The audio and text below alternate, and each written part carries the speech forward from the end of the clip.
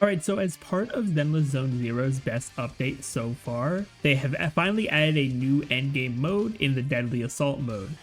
And after testing it out for the past couple of days, today I want to not only go over what the new mode is, but I also want to give my thoughts on what's good about the mode and what might need some work, since it is the first completely new kind of endgame besides Shiyu Defense. So starting out with how the new mode works here, it's kind of a cross between, if you play Honkai Star Rail, it's kind of a cross between Apocalyptic Shadow and Pure Fiction.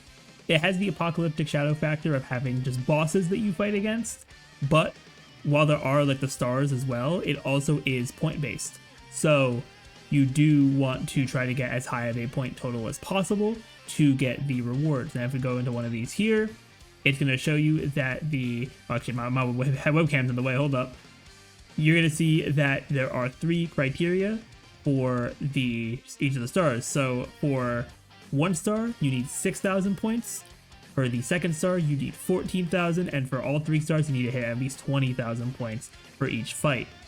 And the reason why this is so important as well is for the way you get points, your main kind of points come from, let me actually move this down one more time, your damage score right here, which is just you attacking the enemy, just dealing damage. Your points are going to go up from there. But then you're also going to be able to get a certain amount of performance points. Now, performance points are based on mechanics exclusive to each individual boss, and they'll be able to give you more points. Like for the Pompeii boss here, you're going to get 150 performance points every time you inflict an attribute anomaly on him, up to a max of 5,000. So yeah, you can only get 5,000 of these points for the performance ones, meaning that if you're able to get up to that maximum, you should only need another 15,000 for damage, which honestly isn't too bad. So it's a nice little padding there as well if you're not dealing as much damage or damage as fast. Then just to show off the other ones, for the new Bringer boss, when you interrupt his chant, when he uses the hand, you'll get 2,000 performance points. And then for the Marionette boss, every time you destroy one of the clones, you'll get an extra 200 performance points. So it is a pretty solid way to get some extra points there. And then just for the rewards here, they have rewards for every star. The Polychrome rewards go up to 6 star. So to get all the Polychromes, you only have to get 6 stars, but you do get the Investigation Merit item as well for all of the rewards. So it is, it is pretty worth it to get that as well for the mode. So yeah, that's pretty much the overview of the mode. So now I kind of want to talk about pros and cons of this mode after I've messed around in it for a couple days. So the biggest positive I have is that it's definitely very unique from the other endgame stuff, because for a lot of Hoyoverse games, or for every Hoyoverse game I've played, they have the one kind of endgame that's Genshin Spiral Abyss, Star Rail's Memory of Chaos, Shiyu Defense in Zenless Zone Zero, where it's just you have the 2 sides and you're just using different teams to just fight enemies and defeat them. What I really like about this mode is that you're not really focused on defeating the enemies, because they have a ton of health, right? Even though I have 3 stars on the Pompeii fight, I didn't defeat him. It's more so just about how much can you output and how much can you play towards the mechanics of those performance points to get your total to as high as it possibly can, which I think is a really unique way of doing it, to where it's not I feel like I have to defeat the enemy. It's more so how much can I do within the time I'm given, because these are time-based. So I think that's a really nice approach to it. And I also do think that the fact that the Polychrome rewards, because I feel like for every other Hoyoverse endgame, in my experience that I've seen, the premium summon currency rewards go all the way to the end. And while missing out on 1 or 2 stars isn't the end of the world, I feel like some people might feel some type of way if they miss out on summon rewards, but because they only go up to 6 star here, and I feel like 6 star, my account isn't bad, but it's also not really great yet. I think the fact that I'm able to be at 6 stars is pretty solid, and because of that, I don't have to feel like, oh, I have to get up to 9 stars now, because I'm not missing out on anything super crazy. So I do like that the rewards there, it kind of does have a benefit for more casual players if they're not trying to do everything as perfectly or as well as possible. If they're just trying to play the game and have fun, they can get the rewards from just getting 6 stars, which I think is definitely a nice thing to have.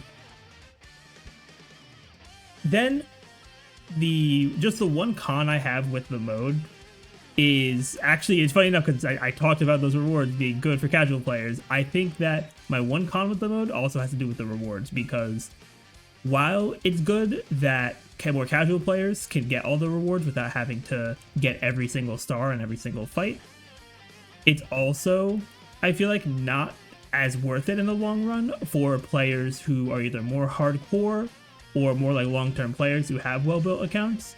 Because while the investigative merit points that you get are pretty solid, you know, you get access to the shop with some pretty good items in there, I feel like just giving out currency from that shop, especially when you get it from other sources already, like you get it from Shiyu Defense, you get it from the Notorious Hunt stages as well, I believe. So because there are other ways to get that material already, I feel like that alone being a reward might not be enough for players, especially as the game mode goes on, especially since it's a refreshing thing. So I think also to not have something that people feel like they're like super missing out on it either if they don't go up to the 9 stars, I think that's probably like the best kind of way they could do that. So I think something like those new drive disc run skip tickets that we got through Hollow Zero, I feel like they could put a couple of those in there each rotation to just expedite people being able to farm. They could also put stuff for the tuners, well, not the tuners, the like the crafting material for the drive discs, to also just give people who want to go the extra mile a little bit of an extra edge when they're building characters. I think that would be fair because you're getting ways to make your gameplay easier by going the extra mile to do all 9 stars, but you're also not punishing the players who aren't able to get up to the 9 stars, since those are still things like all the drive disc stuff. You're still able to do them, you're just gonna be able to do them a little faster if you get those skip tickets as a reward. But overall, I do think that this game mode is pretty solid, and I'm gonna be interested to see what they're gonna do with boss mechanics going forward, because we do really just have I believe it's like 5 main bosses for like because it seems like they're gonna do like the Notorious Hunt bosses, kind of a similar way that they handle Apocalyptic Shadow in Star Rail, where they do the actual like boss characters. So I'm gonna be interested to see once we get the other 2 Notorious bosses, see what kind of mechanics they give them, because we also do see some extra like mechanics with these bosses. Like I think the most different fight of the 3 is the Twin Marionette, because you only fight one of them at a time, with them just like constantly spawning clones. So I'm gonna be interested to see what they do with this mode, but let me know in the comments down below what you all think of this new mode here, the Deadly Assault mode. But that is gonna be the end of the video for me. Thank you all so much for watching. If you enjoyed and want to see more content from me, definitely be sure to hit that subscribe button. But with that, I will see you all next time.